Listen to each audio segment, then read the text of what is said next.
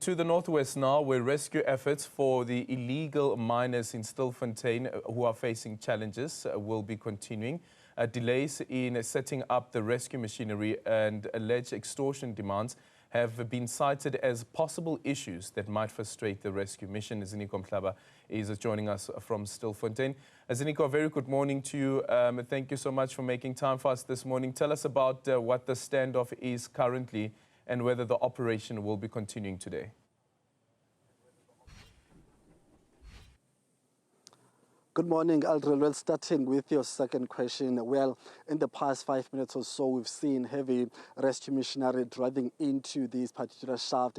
And of course, that we know that for the past 3 days, the focus has been on clearing the site, but also ensuring that that heavy machinery, which I've just spoke about, is able to find its position. And of course, I'm going to step out of shot quickly as some of those vehicles are still driving in. So that's the crane which we've been told that is going to be the one that's going to be pulling people out from the ground onto the surface. It drove in about 30 minutes ago, but you can see, that is well positioned just next to that particular hole, which has been used as an entry and exit point by illegal miners who are currently still underground. There is about 2 other vehicles which are very, very huge in terms of size, which have also just driven in the past 5 minutes. So in terms of phase 2, it seems as if all is going according to the plan, which was announced by which was also highlighted by the spokesperson of SAPS here in the Northwest Province. So phase 2 will be focused on setting up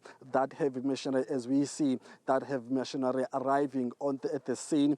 And second to that, we're also been told that the Portfolio Committee on Police and Community Safety here in the Northwest Province will be making its way at about 10 o'clock here today. And of course, this is an oversight body of police here in this province, so they'll be coming to monitor the situation after those reports of delays, but also the lack of communication between community members, but also miners underground, and of course how that stalemate can be resolved. Remember that there were some community members who were here yesterday who uttered those frustrations, but also saying that they would like to take this up. They would like higher structures to come onto the ground so that they can have a first-hand experience of how slow the process is here. So the Portfolio Committee will be making its way here today.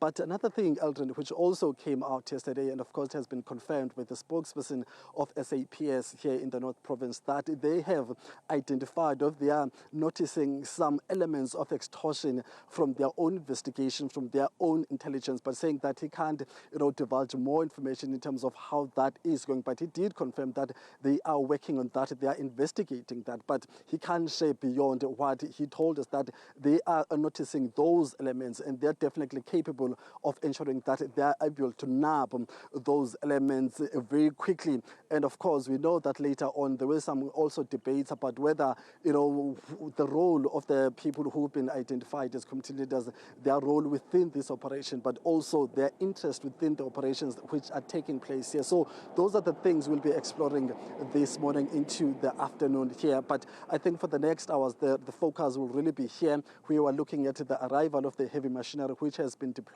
here by the rescue expert, but also the arrival of that Portfolio Committee, which is here just to monitor and evaluate the work that is being done on site by the rescuers, but also the presence of law enforcement. Yesterday, we also saw some members of the South African Army, the South African National Defence Force, coming and arriving and spending some time here on site. So all those elements will be, revealed in the next coming hours from where we are in Stilfontein.